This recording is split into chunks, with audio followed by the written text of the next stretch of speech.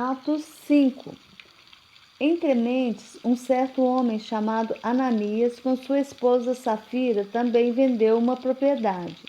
Mas ele reteve parte do dinheiro da venda para si, tendo conhecimento disso também sua esposa. Ele levou a parte restante e o depositou aos pés dos apóstolos. Então indagou-lhe Pedro: Ananias, por que permitistes que Satanás encheste o teu coração, induzindo-te a mentir ao Espírito Santo, para que ficasses com parte do valor do terreno? Mantendo-o contigo, porventura não continuaria teu? E vendido, não estaria todo o dinheiro em teu poder? Como pudestes permitir que tais ideias dominassem tua vontade? Ao ouvir esta admoestação, Ananias caiu morto. Então grande temor tomou conta de todos os que souberam do que havia acontecido. E alguns jovens tomaram a iniciativa de cobri-lo, carregando-no para fora, e o sepultaram. Cerca de 3 horas mais tarde, entrou sua esposa, sem saber o que havia se passado. E Pedro a questionou: Dize-me, vendestes por este preço aquelas terras? Ela confirmou: Sim, por este preço. Então Pedro a repreendeu: Por que vós entrastes em acordo para tentar o Espírito do Senhor? Eis que estão aí à porta os pés dos que sepultaram o teu marido, e eles a levarão também. Naquele mesmo instante, ela caiu morta aos pés de Pedro. Então aqueles jovens entraram e, encontrando-a morta, levaram-na e a sepultaram ao lado do seu marido. E grande temor se apoderou de toda a igreja e de todos os que ouviram falar sobre esses acontecimentos.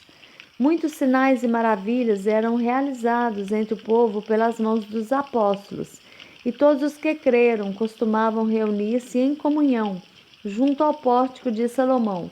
Todavia ninguém de fora tinha coragem de juntar-se a eles, ainda que o povo estivesse em grande estima.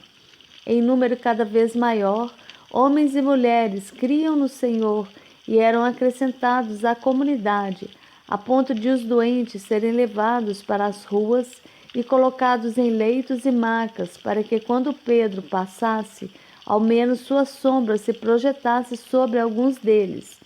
Da mesma forma, das cidades ao redor vinha muita gente a Jerusalém, trazendo doentes e pessoas atormentadas por espíritos demoníacos, e todos eram libertos. Então, o sumo sacerdote e todos os seus correligionários, membros do partido dos saduceus, foram tomados de grande inveja, e por isso mandaram prender os apóstolos, jogando-os numa prisão pública. Todavia, durante a noite, um anjo do Senhor abriu as portas do cárcere, conduziu-os para fora e instruiu-lhes: Ide, apresentai-vos no templo e anunciai às multidões todas as palavras da salvação. Assim, ao raiar do dia, eles entraram no pátio do templo como haviam sido orientados e começaram a pregar ao povo. De outro lado, chegando o sumo sacerdote e os seus companheiros imediatamente convocaram o sinédrio, ou seja, toda a assembleia dos principais líderes de Israel, e mandaram buscar os apóstolos na prisão. Entretanto, ao chegarem à prisão, os guardas não os encontraram ali. Então voltaram e comunicaram: Encontramos o cárcere fechado com toda a segurança e as sentinelas nos seus postos junto às portas, mas abrindo-as a ninguém encontramos lá dentro.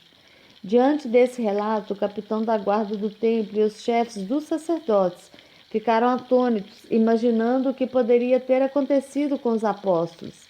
Nesse momento chegou alguém com a notícia: Eis que os homens que recolhestes à prisão estão no pátio do templo ensinando ao povo.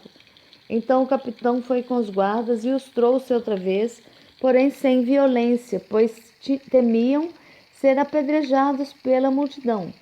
E depois de trazê-los, os apresentaram ao sinédrio, e o sumo sacerdote os interrogou: Não vos ordenamos expressamente que não pregasseis nesse nome?